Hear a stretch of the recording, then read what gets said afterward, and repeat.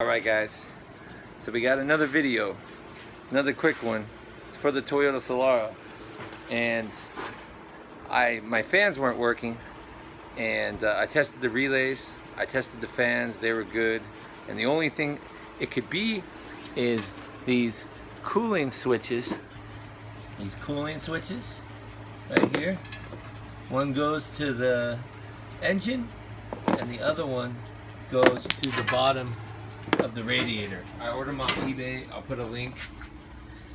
And see the cooling switch, one of them screws right into, see where my finger's at? Right here. It's kind of hard to see, but see if you can see that. You can almost see that, pretty much. Right there, boom. That one goes to the engine, and then there's one right down here, the radiator, and it's right where my finger's at, right here, and it screws right in. This should solve my problem. So our bottom switch is going to be a 19 millimeter. We're just going to put it right on in, thread it right in, boom.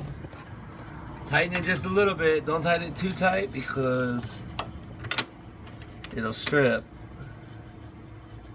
But we want to make a good, solid. That should be good. That should be good. We don't want to put it too tight. Next thing that we're gonna do, take this one, boom, thread it in over here.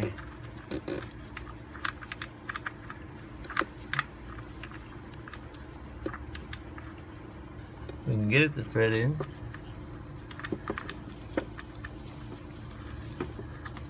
There we go.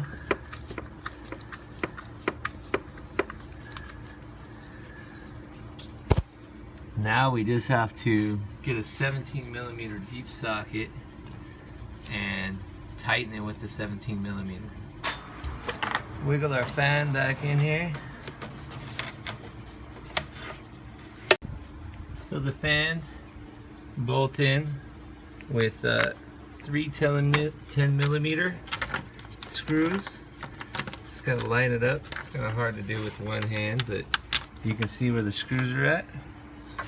Right here. See one right here. Boom. Boom.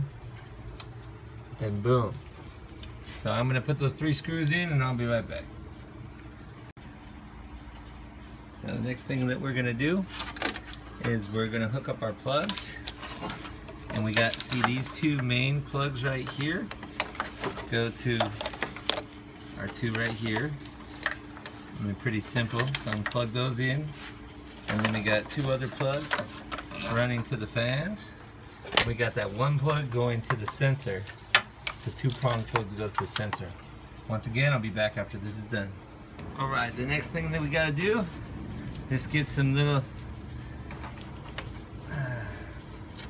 pliers and just wiggle that radiator hose back on, and boom. Now we got the radiator hose, the lines hooked up.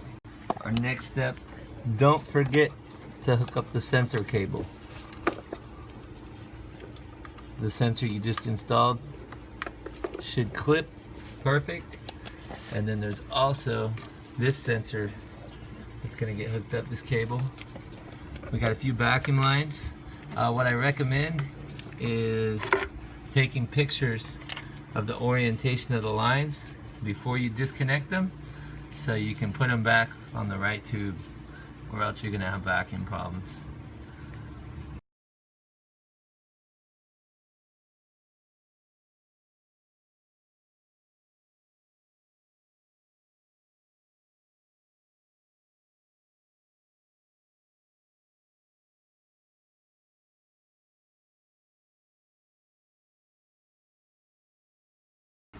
So the next thing that we do, we use a 10 millimeter, and you see the 3 10 millimeter bolts to bolt the air box.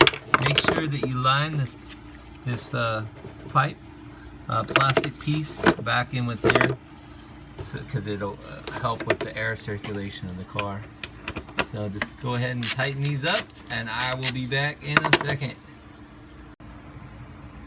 Our next step is we just tighten these two 10mm for the air box.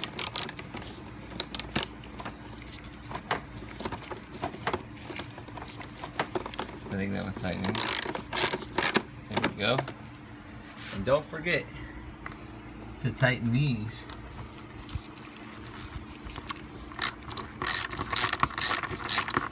Because you don't want any leaks.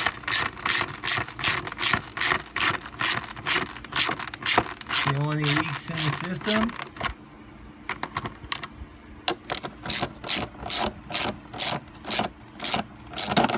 There we go. Alright.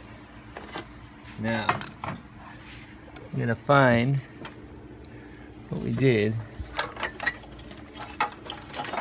with our plug for the sensor. Boom. Plug that bad boy in there. So now we got to go based off our picture. We got to go based off our picture because remember we got two lines and they could go either one. But one got two cuts in it, one's got one. So I got to go back to my pictures. I'll be right back. As you can see, both of my fans are working now. So it was the switches. It was just those thermal switches. Now the car's working good.